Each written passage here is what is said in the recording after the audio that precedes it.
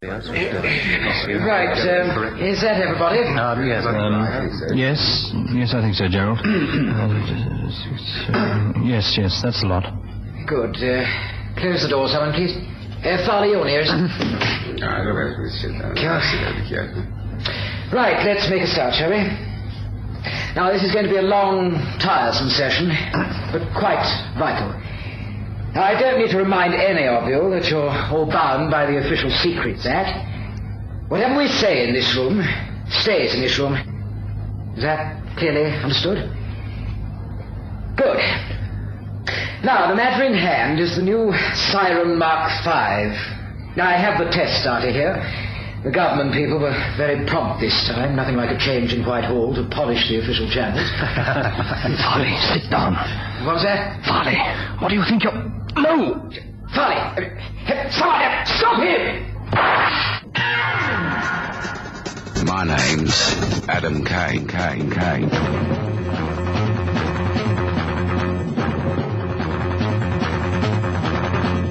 Springbok Radio presents Adam Kane. The Cuckoo.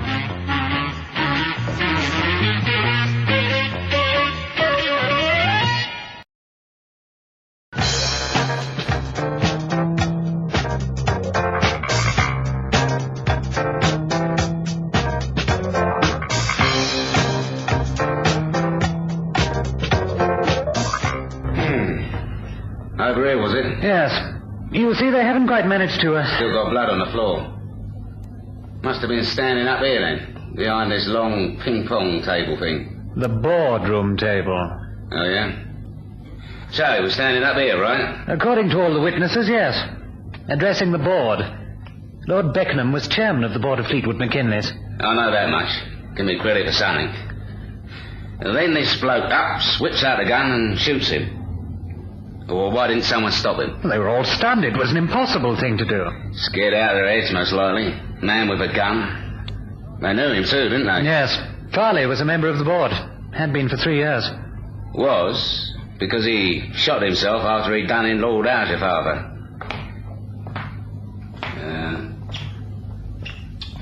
That would have been over here, right? Quite right. How on earth did you know that? They haven't cleaned all the blood off the floor here, either. Oh. Right. Why us, Viv, old love? Why the old firm and not Scotland Yard? Better put up one of those chairs. Yeah, well, I'm not likely to keel over with a shock, am I? It might take a while. Oh.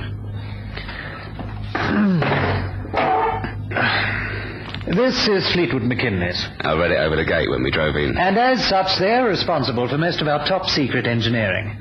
In fact, they're busy on a project at the moment. A vital project. Air defense. Ground-to-air missiles. It's called Siren 5. You mean he was bumped off to scupper our war effort? We can't overlook that possibility. And Farley, what do we know about him? Absolutely nothing. That's why you're here, old boy. Look on Taylor Date, man. I'm perfectly aware of that. If Lord Beckenham was killed by a foreign agent or a saboteur, then we'd rather like to know. Find out all about Farley, Adam, all about him. If there's nothing sinister there, then I'll be a very surprised man. You don't think it was just because he didn't like his boss? Oh, great heavens. Hundreds of people, thousands in this country don't get along with their superiors.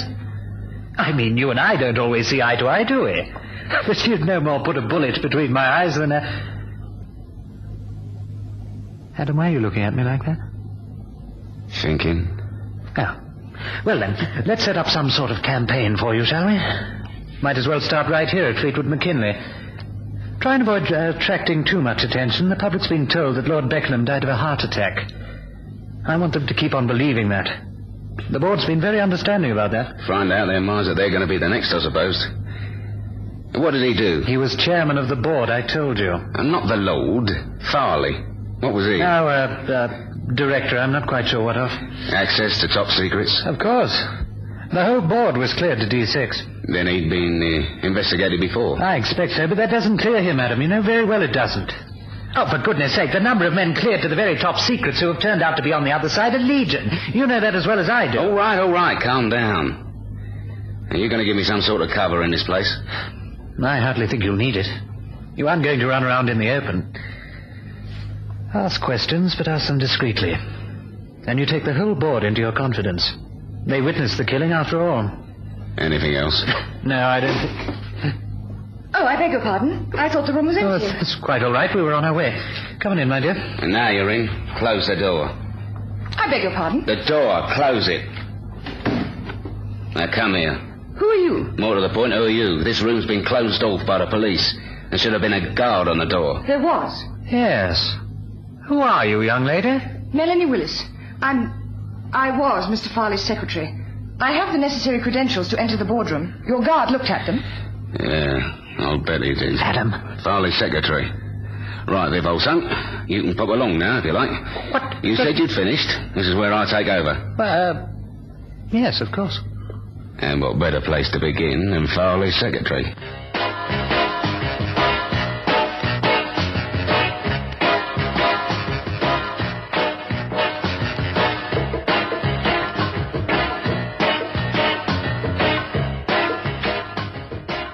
She wasn't tall, a bit under 5'6", but the 7 and a bit stones was put together in a fascinating way. Hard to take your eyes off. Even Viv walked out backwards. Bet he hadn't done that since he got his MBE. You're from the police, I take it. I think you're very rude. Maybe. What you come here for? To look for something. Something that belonged to Mr. Farley. The room's been cleared. You know what happened? Yes, I was here. You were here? Yes? I thought it was only the board. And the stenographer. I take the fastest shorthand in the works. I always acted as secretary in the boardroom when they were discussing secret matters. Lord Beckenham didn't trust tape recorders. And I have security clearance. Does that answer your questions? All except one. Oh? What are you looking for? Oh, silly little thing. A silver pencil. I think Mr. Farley's wife would want to have it. Yeah, I remember. It's in that box, the one marked Farley. Can I have it, please? After it's been to the labs, I'll have it sent over. Good. Then I won't waste any more of your obviously valuable time. You got very nice hair. What? Your hair. Nice.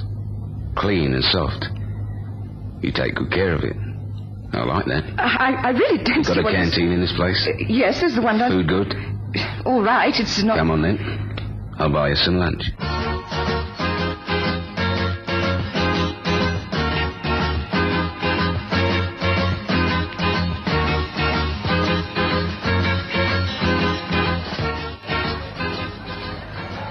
You really are a very surprising person. Yeah? Well, you were so rude, so brutal, and then so very... Nice? You've also got a rather nasty sense of humour. I do my job. But you aren't a bit like a policeman. You aren't a policeman, are you? They wouldn't trust something as big as this to Scotland Yard. You're from Whitehall, probably DI6. And you're a touch too bright for your own good. I see, and I won't ask any more questions. How's the food? Not bad. What are you going to do now? Now that Mr. Farley's dead, I don't know. They've offered me another director, but I don't think I'll stay with Fleetwood. I like to choose the man I work for. You liked Farley? Yes, I liked Mr. Farley. Any idea why he... If I told you that I couldn't have been more shocked if the Russians had dropped a bomb on London, it was a nightmare. Did he say anything before the meeting? Seem different in any way? No, I've been thinking about that. There was nothing to show that he could have had that sort of breakdown. You think it was a spur-of-the-moment thing then, a sort of brainstorm? Oh, yes. It had to be. There's no other explanation. Then what was he doing with a loaded pistol in his pocket?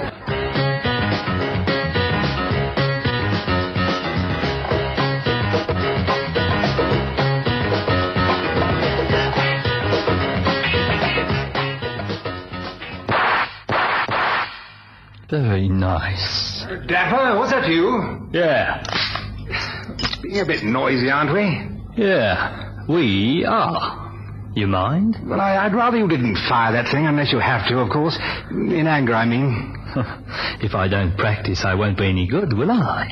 No, I expect not. You've finished practicing, have you? Yeah. For the time being. Good. Then we have something to discuss. Another job? Yes. The last one was so good, I thought we might strike while the iron was hot, as it were. You, got him picked out? This man. Yes, fortune has rather dumped him in our laps. The opportunity is a little too good to miss, I think. Him? The very man. Yes, they should pay well for him. Blimey, when I put the old cat among the pigeons, killing this one. Sir Archibald Parkinson. They'll love it. Sir Archibald bleeding Parkinson.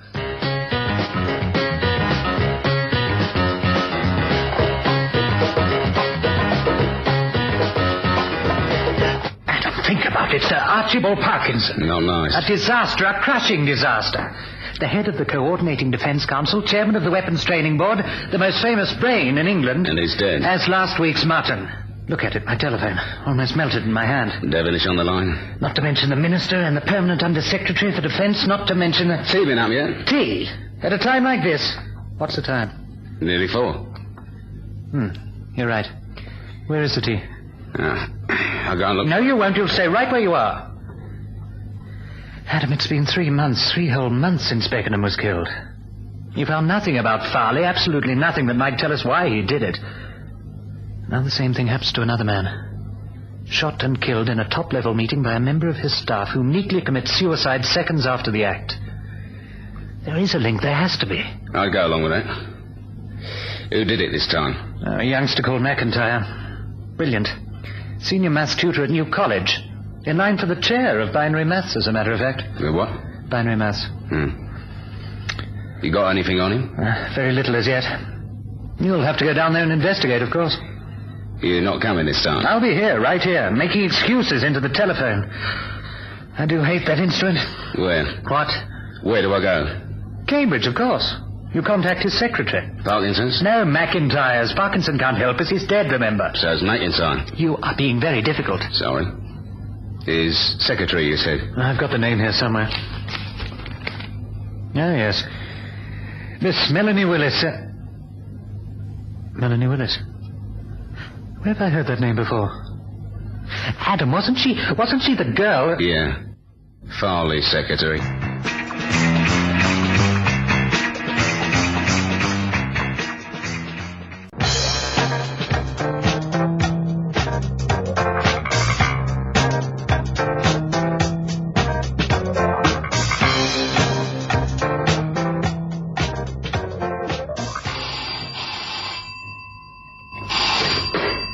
Hello? Melanie? Uncle Gus. How are you, dear? Oh, not very well. No, of course, very understandable. A tragedy.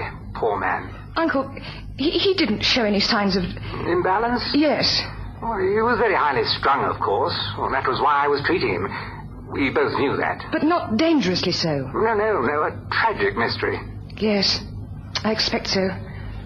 Like the last one. Like the last one. The mind of man is a deep, bottomless well. All we can do is to cast a little light into the gloom. Yes. Mel, if you feel you want to talk to anyone, well, please, we'd love to see you. There's so much to do, Uncle Gus. The police are here. Of course. But any time if it gets too much to bear. I'll remember. Thank you. Goodbye, Uncle Gus. Bless you, my dear. Augustus? Yes. You must have just heard. It was on the lunchtime news. No, I didn't see it. Oh, Bert. Oh, come on now. Come on now. I won't help to cry. Not yet. Just a little longer. I've told them all I know. What do they want from me? You aren't quite finished with them yet. But the superintendent said that There's a new one. It doesn't look like police this time. Bit more sinister, I'm afraid. DI6 again? He says his name's Kane. Adam Kane.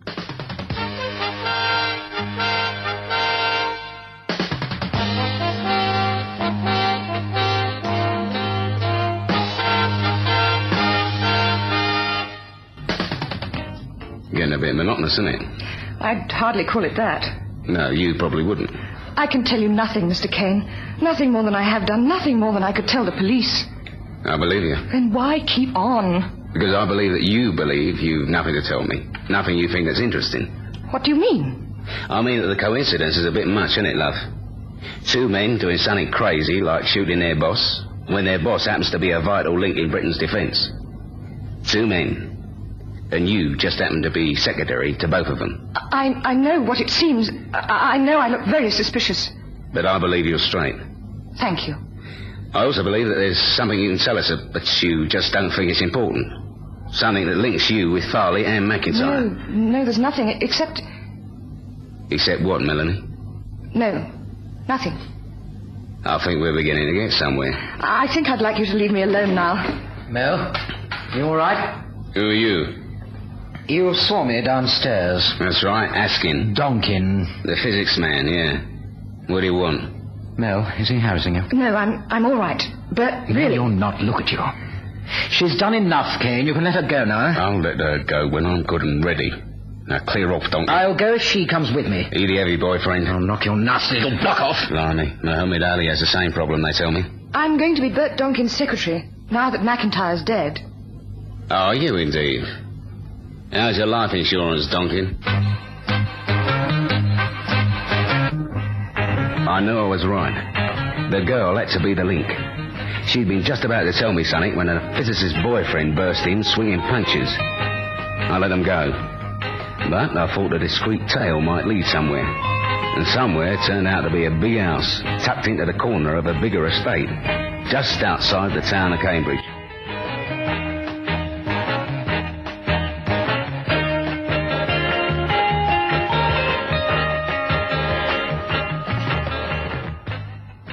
Dr. Augustus Maxwell. That was the name, wasn't it? Yeah, what'd you find out? He's a psychologist, a practicing hypnotist. The doctorate's an American degree. It's not worth anything here. Harley Street think he's a quack. But his patients don't. Not by the size of his clientele. We can't legally call it a practice. They pay a great deal of money, and he seems to solve their problems. His security record seems clean enough, although he has been to Russia twice. It gets more interesting by the second. And both times for a very legitimate reason. Medical conferences both times. We know all about those. Oh, goodness, yes we do, don't we? Do you think that... I had a taped bug in our phone, Melanie's. She spoke to him just before I did, this morning. She called him Uncle Gus. Yes, I checked that. He's certainly not a blood relation. Her father has one sister and the mother was an only child. You think he was treating McIntyre and Farley? He certainly seems to be treating a boyfriend. What's his name? Donkin. Yes. Bit disturbing, that. He's on the Atomic Energy Board. They have a meeting here in London next week. Say no more. What are you going to do? For starters, I'll get to meet the doctor. How did you find out about Uncle Gus? It's the link, isn't it? Farley and McIntyre both went to him. Yes. And now Donkin. You're so very wrong. You wouldn't be talking like this if you knew Gus. He helps people, not kills them. Then you'll have to remedy that, won't you? What? I'll have to meet your Uncle Gus. I don't know if that will be possible. Why not? He chooses the people that see him. He doesn't like frivolous people. This time, I'm serious. You just don't know how serious I can be. I still don't know. I can ask him. But I shall have to tell him who you really are. I can't lie to him. That's part of the treatment. I see. You're a patient? Oh, yes. I've been with Gus for over 5 years now. That ugly prickle started at the back of my neck. I shivered, like someone had walked over my... Oh, stop it. Your imagination does funny things when you let it run wild. I watched her go over to her phone and speak to Dr. Augustus Maxwell. She was speaking very softly, nodding a lot, looking hard at me once or twice. Then she put the phone down and came over. Dapper? Yeah. I think they're on to us. Who is? A gentleman from DI6, if I'm not very much mistaken. A certain Adam Kane. Kane? You know him? Yeah, I know Kane. He's DI6 all right. A bleeding tough little Burke, too. More to the point, does he know you? No, never met him. Just heard the boys talking, that's all. Yeah, then there's still a chance. You can't possibly discover anything here, and, What's the matter, boss? You know, Dapper, we might scrap all the work we've done on Donkin. Why? Oh, because our Russian friends would pay a lot more to see the head of British Secret Service dead, wouldn't they? All the way there, she talked and I listened. It was a non-stop eulogy to Augustus Maxwell. You'd have to be a pretty amazing man to live up to all that. Because I liked Melanie Willis, and she was a pretty intelligent girl. More tea, Mr. Kane? Yeah, so. Dapper, pour Mr. Kane another cup. Make it a good, strong cup. You like strong tea, I'm sure. Yeah. There. I'm sure you'll enjoy that. Gov, you mind if Oh, no, Dapper. You go right ahead. Ta. You'll know where to find me. You've been very quiet, Melanie. What? Oh, well, that's just because I haven't had much to say. Adam! Oh, dear. Your tea. You spilled it all over your trousers. Yeah, stupid. You look a little pale, Mr. Kane. Are you feeling quite yourself? Yeah, I'm fine. Could I go and clean this off somewhere? Come, I'll show you to the bathroom. It's up. Oh, dear, are you quite sure you can walk, Mr. Kane? Open the door for us, would you, Melanie? Adam, are you all right? Yeah. Fine. Just relax, Mr. Kane. There's not a thing to worry about. No, you're going to be comfortable in a moment. Very comfortable. No anxieties will trouble you. Fine. Dapper. Yeah. He's going under. Take him up, will you? Fine. Yeah. Oh. Yeah. Light as a feather. You're going to have a lovely kip, Adam Kane.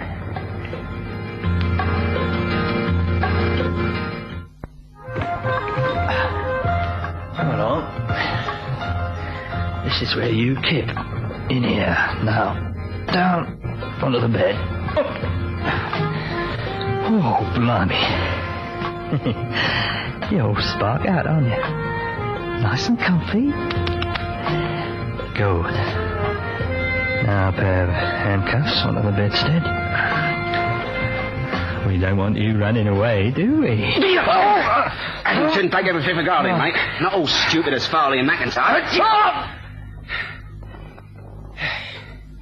Nice little bit of distracting your boss did, while you slipped the Mickey Finn into the second cup of tea. Good psychology, the second cup. It's never suspected. Let's see. Yeah, this is it.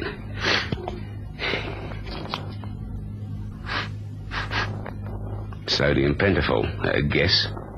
Your turn for the handcuffs, Dapper, my lad. Oh, don't look so worried, Melanie. It's just a little fainting fit. I'm a doctor. He looks so ill. I'll have a look at him in a moment. There's nothing to worry about. Dapper, is Don't he... bother to get up, Maxwell. Adam. Both of you. Stay just where you are. Now, Maxwell, suppose you tell this nice lady all the nasty things you've been up to.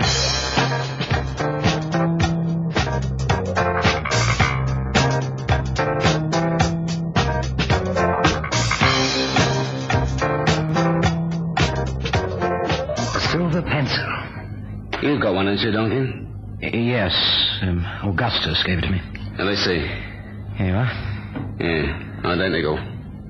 Farley had one, and so did McIntyre. It triggers a response. Powerful transmitter to a wire embedded in here, and the result? Supersonic vibrations. The subject goes into a trance and does what he's been conditioned to do. And I was going to be the next victim. Correction, you were going to be the next killer. Until I came along. And they were going to use you? Yeah. Only it didn't happen. Relax, Viv. Your tea's getting cold. What a horrible thought. Like a cuckoo in the nest. How's Melanie? She's in the clinic. They'll let her out when they're happy with her. Shouldn't be more than a week or two. She's tough enough to get over it. I'll make it up to her, Mr. Kane. I really will. You better, mate. Or I'll knock your nasty little block off. My Name is Adam Kane is written by Dale Cutts and directed by Margaret Heel. My name's Adam Kane.